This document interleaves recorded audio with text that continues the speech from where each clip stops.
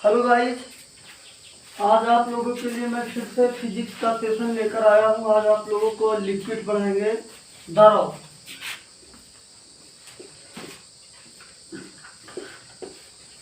द्रव किसे कहते हैं दोस्तों? द्रव उस तरल पदार्थ को कहते हैं जो बह सके, जो बहने में सक्षम हो, वो द्रव कहलाता है। द्रव में बहुत सारे पॉइंट होते हैं, कुछ पॉइंटों पर चर्चा करूंगा। और एनटीपीसी और रेलवे के लिए साइंस का मैटर बहुत ही ज़्यादा इम्पॉर्टेंट है। इससे रिलेटेड द्रव से जो वन लाइनर में क्वेश्चन पूछता है सब अच्छे से समझा देंगे। द्रव की जब बात करेंगे तो आता है पृष्ठ तनाव की। पृष्ठ तनाव अच्छे से समझ लीजिए। पृष्ठ तनाव से रिलेटेड बहुत सारे क्वेश्चन पूछता है। मान लीजिए कोई द्रव है, उस द्रव में एक बल लगता है, उस बल के कारण उसके पृष्ठों में खिंचाव होता है, वह द्रव कम स्थान घेरने का प्रयास करता है, उसी को कहते हैं पृष्ठ तनाव। मान लीजिए एक पानी की एक बूंद है, हम फर्श पर डालेंगे, वो फर्श पर फैल जाएगा। लेकिन हम एक शहद की बूंद को फर्श पर डालेंगे, वो गिरेगा फर्श पे, उसके पृष्ठों में तनाव ज़्यादा होने के कारण वो कम स्थान घेरना चाहेगा, वो फैलेगा नहीं। तो सबसे बड़ा पृष्ठ तनाव का ये उदाहरण है पृष्ठ तनाव। पृष्ठ तनाव के इंग्लिश में सरफेस टेंशन कहते हैं। सरफेस टेंशन मतलब होता है बल बटा लंबाई। तो हम लोग अगर चाहें पृष्ठ तनाव का एक्सप्लेनेशन करने के लिए तो इसकी डेफिनेशन कैसे फाइंड करेंगे, इसी फार्मूले से। फिजिक्स का कोई भी मैटर हो, आप फार्मूले से डिफाइन कीजिए, ना तो आपको कभी भूलेगा, ना तो आपको कभी लाइफ में याद करने की टेंशन रहेगी। अब जैसे आपको ये करना है, हम कह देंगे एकांक लंबाई के किसी द्रव पर, ऐसा बोल दे, किसी द्रव की काल्पनिक रेखा की एकांक लंबाई पर लगने वाला बल। जब लंबाई का मान हमने 1 रख दिया, एकांक बोल दिया, तो बल में 1 से भाग करेंगे, सिर्फ बल बचेगा। तो हम बोल देंगे इसकी डेफिनेशन फार्मूले से, किसी काल्पनिक रेखा पर एकांक लंबाई पर लगने वाला बल उस द्रव का सरफेस टेंशन या पृष्ठ तनाव कहता है। हम सबसे पहले फाइंड कर लेते हैं इसका मात्रक क्या होगा। बल का मात्रक न्यूटन, हमने आपको पिछले वीडियो में बताया था। लंबाई का मात्रक मीटर, आपके सरफेस टेंशन का मात्रक आ गया न्यूटन बटा मीटर। अब इसी वक्त तुरंत हम देख लेते हैं ये सदिश राशि है, अदिश राशि, तो ये अदिश राशि है। अब पृष्ठ तनाव के अनुप्रयोग देख लीजिए। लोग पूछते हैं गर्म खाना ज्यादा अच्छा लगता है, ठंडा खाना कम अच्छा लगता है। तो इसका रीजन सिर्फ और सिर्फ पृष्ठ तनाव है। मान लीजिए टमाटर का सूप है, गर्म होगा तो आप उसको पिएंगे तो ज्यादा स्वादिष्ट लगेगा, ठंडा रहेगा कम स्वादिष्ट लगेगा। तो जो गर्म टमाटर रहेगा, आप जैसे ही पिएंगे आपके जीभ पर बहुत ज्यादा फैलेगा, क्षेत्रफल ज्यादा लेगा, तो इसलिए वो ज्यादा स्वादिष्ट लगेगा। ठंडा सूप होगा, आप पिएंगे, आपके जीभ पर कम फैलेगा, इसलिए वो कम स्वादिष्ट लगेगा। सरफेस टेंशन का इतना अच्छा सा उदाहरण है। अब हम बात करते हैं, ये सदिश हो गया, अदिश हो गया, इसकी यूनिट निकल गई, ठीक है। अब हम द्रव के एवं में बात करते हैं। एक बहुत ही इंपॉर्टेंट चीज है टारशेली प्रमेय, अविरतता, बर्नौली प्रमेय।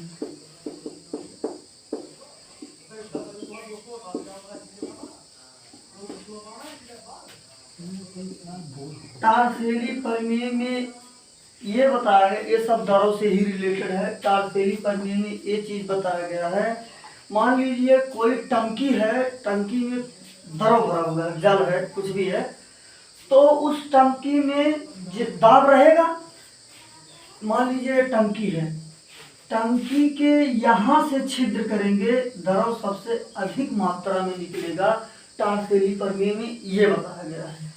अविरतता का समीकरण है AB equal to constant. AB equal to constant कहने का मतलब किसी पाइप से जब द्रव निकलता है, उसका क्षेत्रफल और उसकी वेलोसिटी का गुणनफल एक नियत रहता है, हमेशा फिक्स वैल्यू में रहता है। सबसे ज्यादा इंपॉर्टेंट है द्रव के एवं में बर्नौली का प्रमेय। इसमें से वन लाइनर में क्वेश्चन पूछता है। एक चीज और है दोस्तों, केशिकात्व के बहुत सारे एग्जाम्पल है, बहुत सारा मैटर पूछता है, सब बारी बारी से। बताते हैं। बर्नौली प्रमेय है P plus half rho V square plus rho g h equal to constant. कहने का मतलब P प्रेशर है, दाब है, रो जो है द्रव की डेंसिटी है, घनत्व है, और घनत्व का फार्मूला होता है, अच्छे समझ लीजिए, घनत्व बराबर होता है द्रव्यमान बटा आयतन।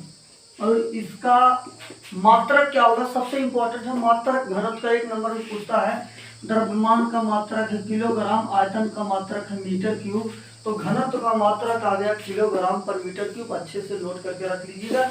ये एक अदिश राशि है, ये स्केलर क्वांटिटी है, और ये भी स्केलर क्वांटिटी है। इसकी यूनिट ये है, रो घनत्व है, वी वेलोसिटी है, वेलोसिटी बोले तो वेग है, वेग एक सदिश राशि है, वेग का मात्रक मीटर पर सेकंड होता है।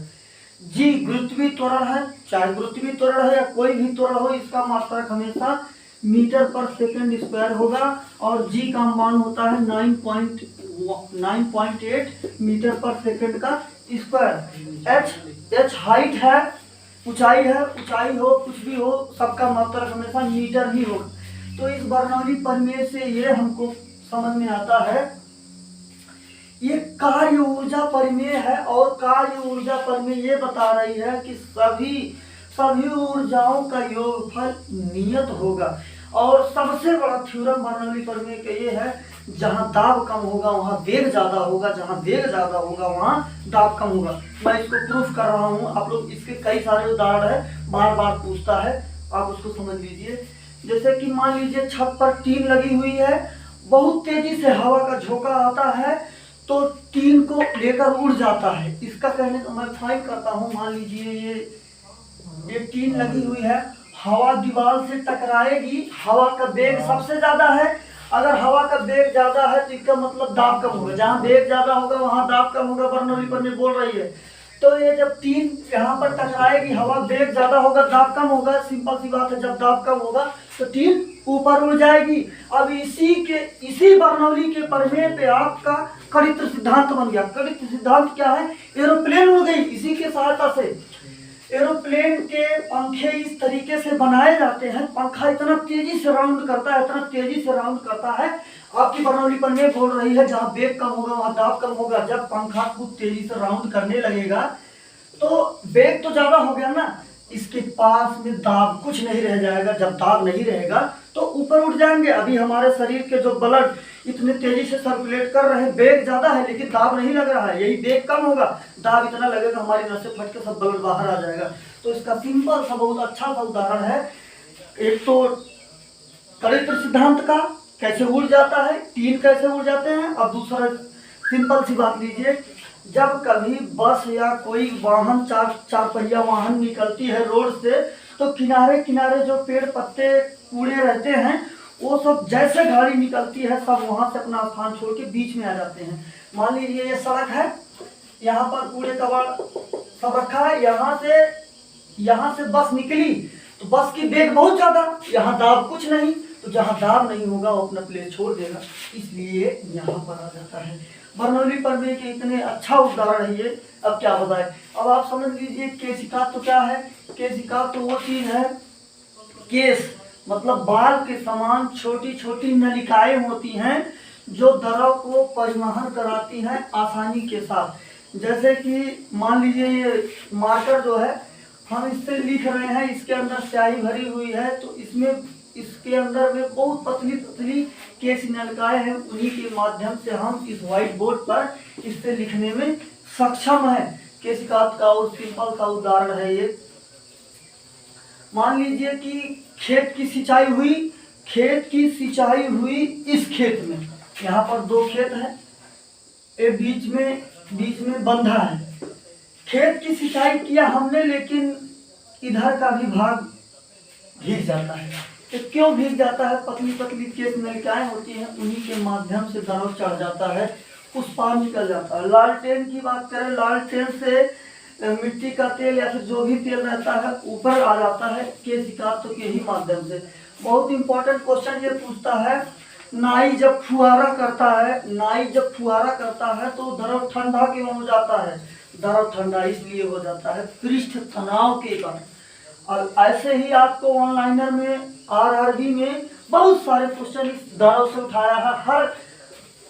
हर पेपर में 1 से 2 क्वेश्चन दर्द से जरूर पूछा है। पूछता कैसे, ऐसे नॉर्मली ये पूछे, अब आपको फाइन करना होगा, वो टारडेली से रिलेटेड है, अग्रता से है, बारनौली से है, केशिकात से है कि पृष्ठ तनाव से है। कितना मैटर है, हमने आपको इतने अच्छे से सबका डिफिनेशन बता दिया, जितने एग्जाम्पल बन सकते बता दिए हैं। आप अच्छे से इसको स्क्रीनशॉट लीजिए या फिर नोट कर लीजिएगा एक जगह। आपके दर्द में इससे ज़्यादा कुछ नहीं पूछने वाला है।